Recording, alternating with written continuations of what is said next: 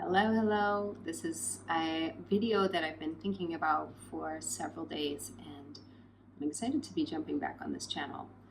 If you haven't already, this is a channel that I do so much more than just yoga practices. I'm also stepping more visibly back online, and I will be dropping a lot more astrology updates, energy updates, not necessarily pertaining to astrology, but a lot of the concepts that when you have a yoga practice or when you have an understanding of energetics or some type of spiritual relationship, you will inevitably be drawn towards or experience certain things. And this channel is going to incorporate both my yoga background, but also some of these conversations that help us understand what we're going through in a new way.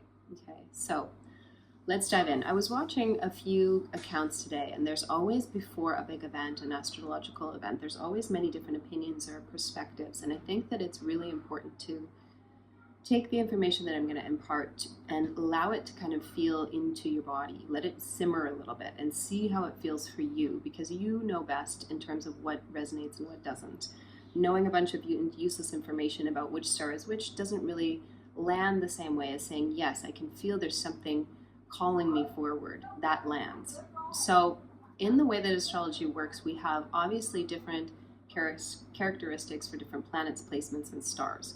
All of this has a massive effect on how we experience our own energy on Earth, obviously, right? These are very, very large bodies of matter. And the energy that they give off is really far beyond our capacity to fully comprehend. But what we can do is take the body of work known as astrology, a sister science of yoga. And through yoga, we understand what it feels like to basically be in alignment or not. Another way of saying it, or different words, might be when you're in your flow, you know what that experience of life feels like. You're in a conversation with the things that are coming towards you. Everything feels a little bit more synchronistic. Everything feels like it's in harmony. There's a sense of being in the right space in the right time. You can feel things coming your way. You can have a sense of being held and supported and given the tools that you need to navigate whatever you're going through.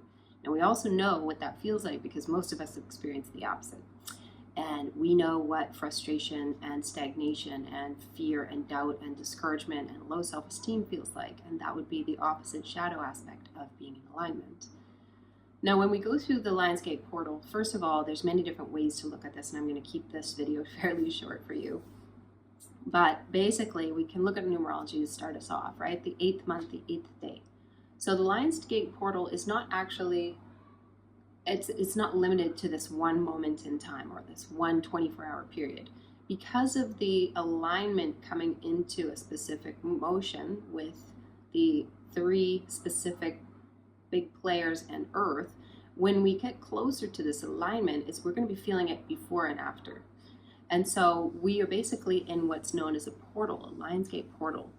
And I don't really like to focus too much on the dates because I think that some of us are experiencing these callings or these changes or these influences of the planets differently because we ourselves are all designed differently, right? So some of us are more intuitive. Some of us are more connected to feeling things through the physical body. Some of us are more wired to experience things through the actions in the outer world, right? Our emotional world, whatever it is that you've personally, however you are designed rather, you're going to experience some of these buildups and some of these aftermaths of big events a lot longer than just a 24-hour period.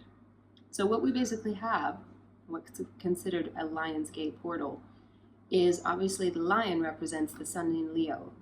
This placement of the zodiac of Leo in itself is royalty and prestige and acknowledgement and refinement, some type of regal quality about yourself. And why is that so powerful? Well, first of all, because most of us, most of our lives have been taught that we are not good enough, or we have not taken the step towards embracing the idea that we are actually extremely valuable.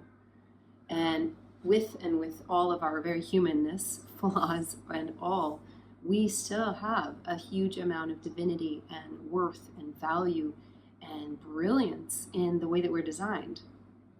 And so this is heightened in the sign of Leo. So we've got the sun in Leo aligning with the earth, aligning with Sirius, one of the brightest star in the sky, but one star that's known in a constellation called the Greater Dog, right? And the greater dog was considered a constellation connected to Orion's belt. So the symbolism behind astrology is actually quite interesting as well, because when you hear the mythical lores about what these stars, why they're in the sky and how they jumped up there and all this stuff, it's actually quite interesting, because when I was younger, I actually remember looking at Orion's belt. If you don't know what it looks like, it kind of looks like an hourglass, and then there's stars in between, like a belt, like it's cinched. I remember really loving this specific constellation, ironically. And now that I think about it, what are we doing when we're cinching in or we're focusing in? And it's also associated with the hunter, right? So being able to focus and hunt, or direct your attention into the desired direction that you feel drawn to move in. Now we have the brightest star. Well, obviously that energy is going to pull us towards whatever is brightest in a room, whatever brightest color, whatever, stronger energy. We're going to undeniably be aware and interacting with that.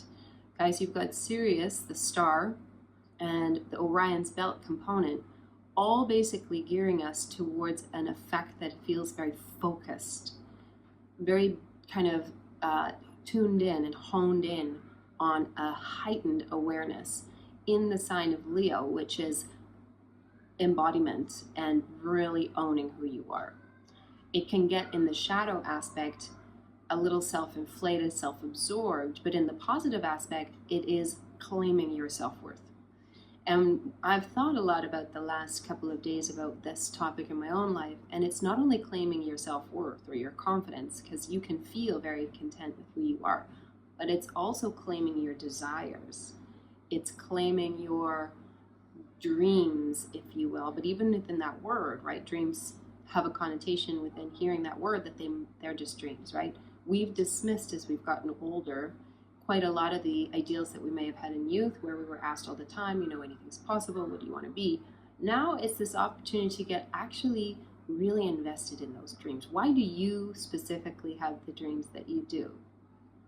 Because I can guarantee you, my dreams have evolved, but they're still actually not that far off from my younger dreams, except I've made them a bit more realistic. And I've noticed I'm kind of getting a bit tired of that. I'm getting a little bit tired of allowing my perception of reality to align with the majority of other adults. And so within this fine-tuned perception of what I really want, I'm going to say very clearly to myself, if there were no borders or no no's, because really when you're working with the art of manifestation, you will manifest what you are in alignment to, or what you are resonating to. So if you believe that you are fully open and available for something, there's a lot more of a chance that you're able to pull that into your reality, or that you're able to attract it, because you're vibrating with the energy of, I'm worthy of this amazing new job. I am worthy of being in an amazing partnership. I'm not going to see or feel or doubt that I'm going to be in anything less than. And so within manifestation, there is a lot of, let's just say it like this, my hand is, it's like skimming the surface. We're skimming the surface here of the art of manifestation, because really it works slightly differently for different people. And I realized this working with people over the years. Manifestation, there's not just one way, but one of the things that I find the most common is that we need to sit and feel into our desires. We need to bring the energy of what that will be like, what that will bring into our lives, and really have a clean interaction with it when we're thinking about it. Not, I'd really like to get that job, and all of a sudden we start to feel stressed about the responsibilities that come with it. We feel into how much we're going to enjoy that job. We feel into how much we're going to be able to use all of our gifts and experience, and how we're going to really love getting up and going to work. We feel into something in a positive way so that we can have the association, even if we've never experienced it before, because we haven't, it's not here yet. We create this pathway that allows us to assume that it's welcome. Okay, so it's very difficult to manifest, and of course people manifest things that they don't want, because the focus is so clear on the negative so often that you become a magnet to the negative.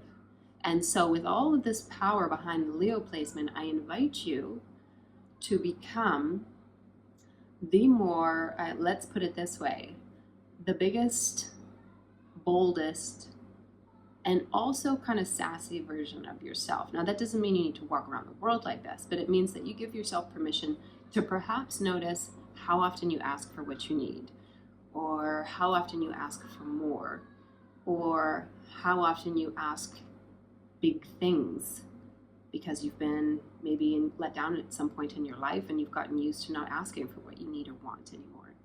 And I want you to really sit with that. Have you gotten used to not asking for what you really want out of life? Because maybe it didn't work out when you were that invested in the previous years. Okay, so there's another caveat that I'm going to add to this at the same time I'm saying there's all this positive forward momentum. We're also in a Mercury retrograde. We're in several other retrogrades. Chiron is in this position also of being in retrograde, and Chiron is really this wounded healer. So you might also notice, probably going to assume that there's something in your life that's also asking you to heal or to recognize some old, I'm going to throw the word pattern out there. Maybe some old kind of, oh, this is familiar, theme. This old feeling of, oh, I thought I wanted that, but no, I get where I wanted to go and now I'm not happy. Whatever it is, this old feeling of unworthiness, or you know what you want, but you can't seem to get it. Oh, that familiar feeling, that wound, that maybe you're not actually able to create the life that you want. Whatever the wound is, it's there. And the more conscious we become around loving ourselves while we sit through the process of also rewiring ourselves and getting into the feeling state of seeing why you chose that belief at some point in your life, and also seeing the many other beliefs you could choose, it requires you to actually sit and feel into, what is this here to teach me? What is it? What is possible beyond this limiting version of what I've experienced thus far? How can I choose and start to create a new pathway, an energy pathway, a neuron, if you want to get into the science of it, where I don't believe that this is necessarily true. This is not the only truth. Okay, so there's some healing and also a space, if you will, because retrograde does not really have things happening fast. Sometimes it does if it needs to directly move you out of a situation or change you very quickly, but it doesn't mean that things are lining up the way as quickly. So I want you to stay in this space for the next couple of days beyond the 8th of really pulling in your desires, really sitting with yourself and really feeling into, because they haven't arrived yet, most likely, feeling into the things that you desire and letting yourself feel like you can enjoy them even without necessarily having to experience them in front of you yet. And this is half of what I've actually realized manifestation work often misses. It's like you write on a piece of paper, you release it, you forget about it, you go about laundry.